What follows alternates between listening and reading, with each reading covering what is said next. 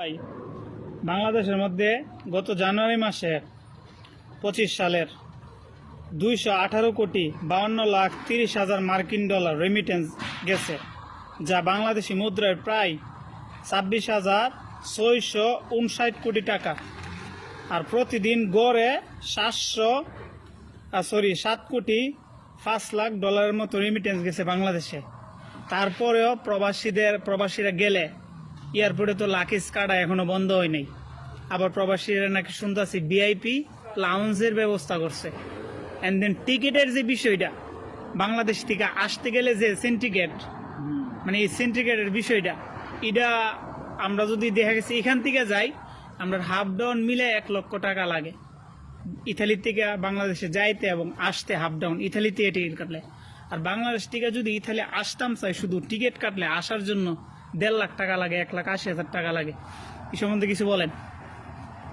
আমাদের জন্য যে ভিআইপি লাউঞ্জটা আপনি বলছেন, আসলে এটা ভিআইপি লাউঞ্জ না। ওরা শিক্ষিত মানুষ, ওরা অশিক্ষিত মানুষের মতো সামনে দিয়ে হাত না দিয়া শিক্ষিত মানুষ, ওরা শিক্ষিত পরিচয় হিসাবে আমাদেরকে গলার মধ্যে ছুরি দিছে। এটা ভিআইপি কোনো লাউঞ্জ হতে পারে না। ভিআইপি লাউঞ্জ হইলে এটার দাম এত উঠবে কেন? একটা কফি যদি হয় বাংলাদেশের 500-700 টাকা, কেন একটা কফি কি 500-700 টাকা? এখনকার এদিকে একটা গরিব ফ্যামিলি 500-700 টাকাটা 2 দিন বাজার চলে। আর আমি কফি শপের আর এয়ারপোর্টের ভিতরে, জি এয়ারপোর্টের ভিতরে কথা বলছি। আচ্ছা আচ্ছা। আর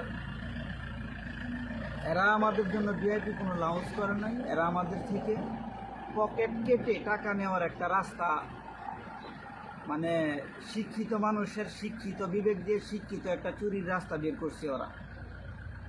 তার মানে কি আপনি বলতেছেন যে আমরা শেখ হাসিনার যুগেই ভালো ছিলাম? কোনটা? এটা আমি বলি না, কারণ যে সরকার যে যখনই আসুক লুটপাট এটা হবেই। এই দল আসুক লুটপাট করবে, ওই দল আসুক লুটপাট করবে, যে কোনো দল আসুক এটা লুটপাট হবেই। কারণ এটা আমাদের ছোটোবেলা থেকে আমরা এটা শিখে আসছি। ইউরোপ, আমেরিকা, লন্ডন, ফ্রান্স, জার্মানিতে এগুলোর মধ্যে তো এরকম কোনো চুরি বাটপারি নাই।